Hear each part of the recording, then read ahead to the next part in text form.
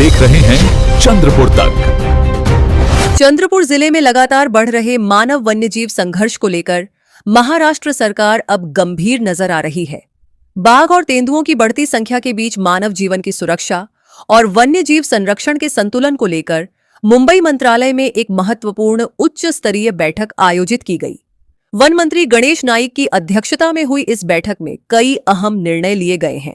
Eco pro संस्था के अध्यक्ष बंडू धोत्रे द्वारा किए गए आंदोलन और सरकार की ओर से दिए गए लिखित आश्वासन के अनुरूप आयोजित इस बैठक में विधायक प्रवीण दटके, राज्य के प्रधान मुख्य वन संरक्षक श्रीनिवास रेड्डी, अपर मुख्य सचिव डॉक्टर जितेंद्र राम गावकर, निकेता पांडे, उदय ढगे सहित वन विभाग के वरिष्ठ अधिकारी उपस्थित रहे।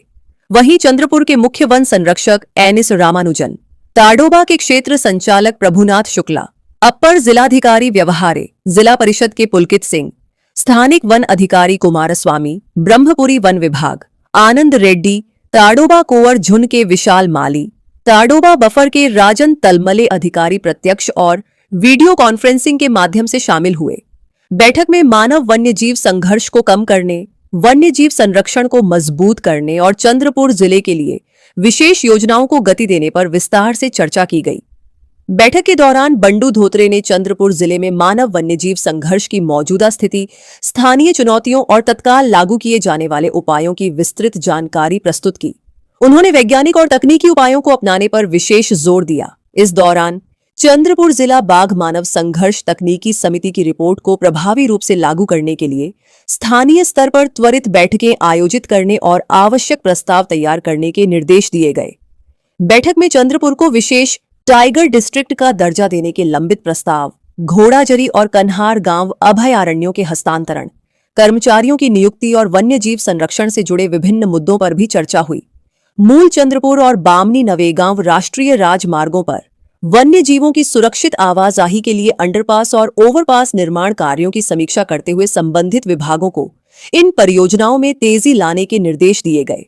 ब्रह्मपुरी सहित जिले के अन्य वन क्षेत्रों में बाघों की वहन क्षमता के अध्ययन, गोसेखुर्द नहर परियोजना पर शमन उपायों तथा गांवों में बढ़ते तेंदुआ मानव संघर्ष को कम करने के लिए बिबट समस्या मुक्त ग्राम योजना लागू करने के प्रस्ताव पर भी विचार किया गया। इसके साथ ही स्थानीय समुदायों को व्याघ्र पर्यटन से जोड़ने के लिए कम्युनिटी रिसोर्ट और होम स्टे आधारित पर्यटन मॉडल विकसित करने की दिशा में भी चर्चा हुई। वन मंत्री गणेश नाइक ने कहा है कि इन मांगों में किसी प्रकार का व्यक्तिगत स्वार्थ नहीं है। ये वन संरक्षण, वन्यजीव संवर्धन और मानव वन्यजीव साहस्तित्व की दिशा में अत्यंत महत्वपूर्ण पहल है। राज्य सरकार इस विषय को लेकर गंभीर है और आने वाले समय में सकारात्मक परिणाम सामने आएंगे।